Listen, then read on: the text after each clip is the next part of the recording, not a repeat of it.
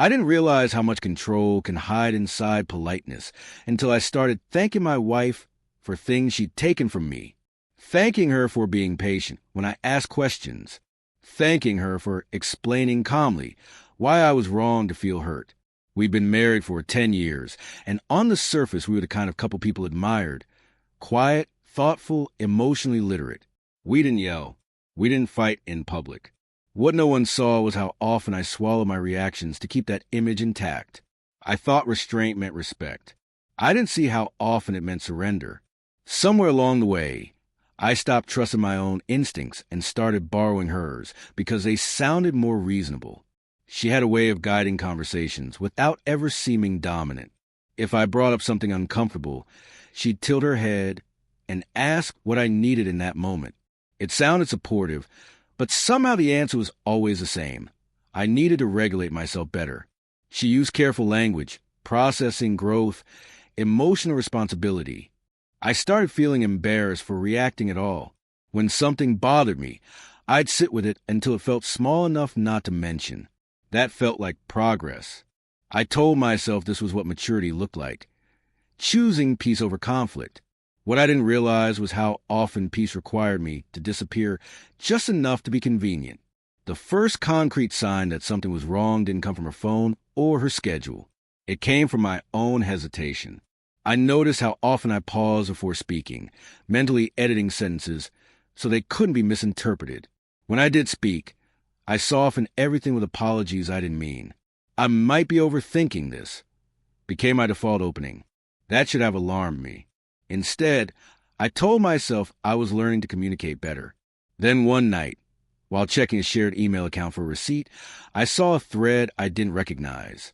No flirting, no explicit lines, just warmth, familiarity, a closeness that doesn't come from nowhere. My chest tightened, but I still hoped I was wrong. When I asked her about the emails, she didn't react the way I expected. There was no panic, no scrambling for excuses. She sighed, slowly, like someone disappointed that a conversation had to happen before they were ready.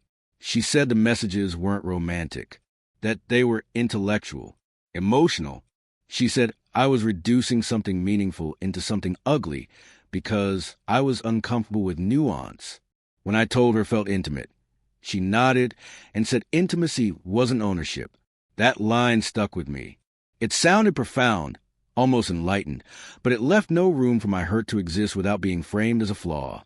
By the end of the conversation, I was apologizing for how I'd approached it, even though I hadn't accused her of anything yet. The days after that conversation felt strangely organized. She seemed lighter, almost relieved. I felt like I was walking around with unfinished thoughts I wasn't allowed complete. Every time I tried to bring it up again, she'd say we'd already processed it, and that revisiting it showed I wasn't moving forward. She suggested books, podcasts, therapy for me. She talked about emotional resilience and how some people struggle with ambiguity. I noticed how often the conversation shifted away from what she was doing and toward how I was reacting.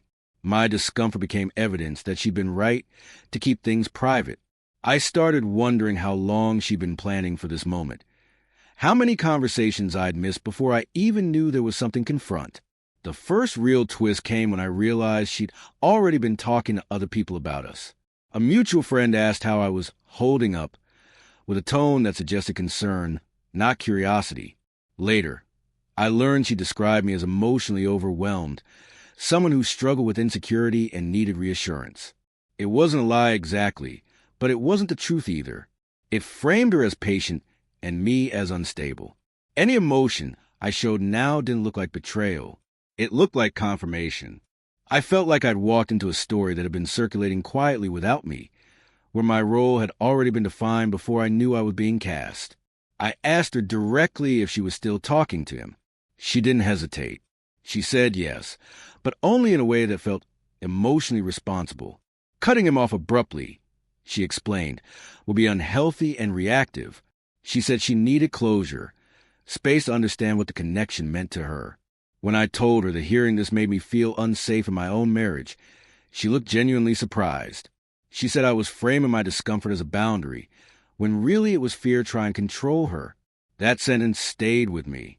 Somehow, my need for security had become a character flaw.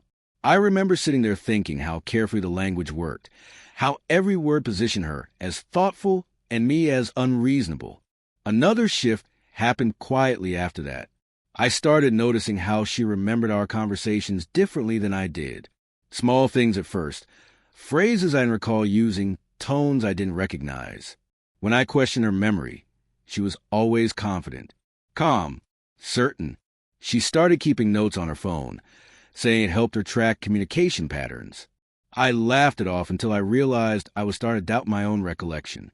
I began writing things down too, not to win arguments, but to reassure myself that my memory still worked. That scared me more than the emotional affair. I wasn't just losing trust in her.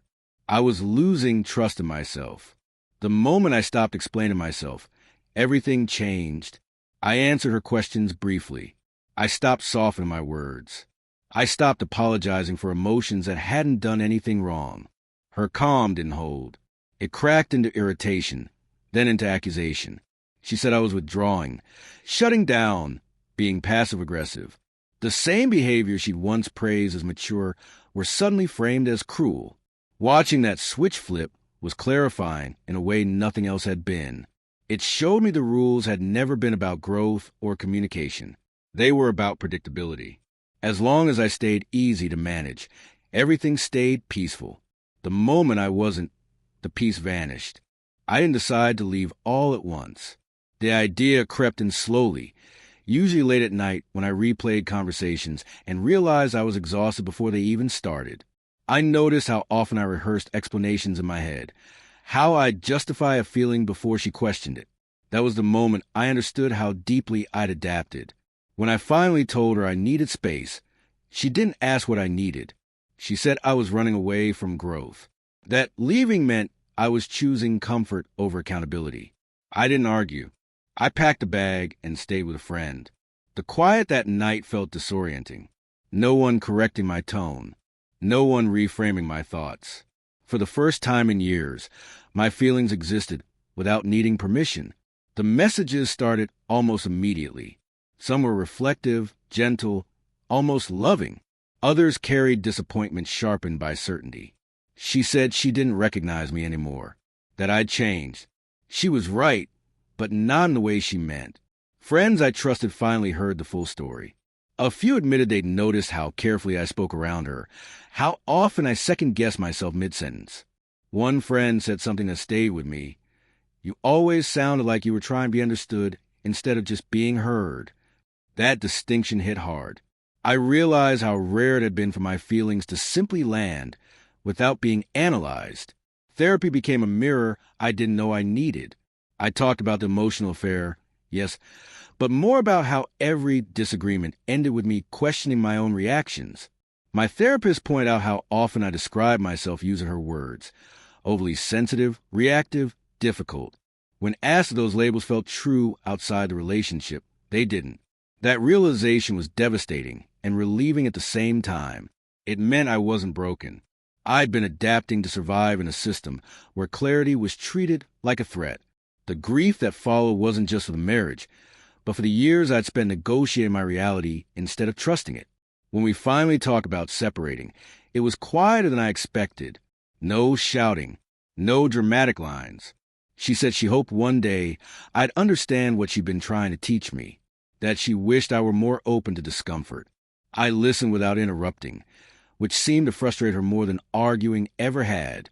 When I told her I needed a relationship where honesty didn't require translation, she said I was oversimplifying something complex.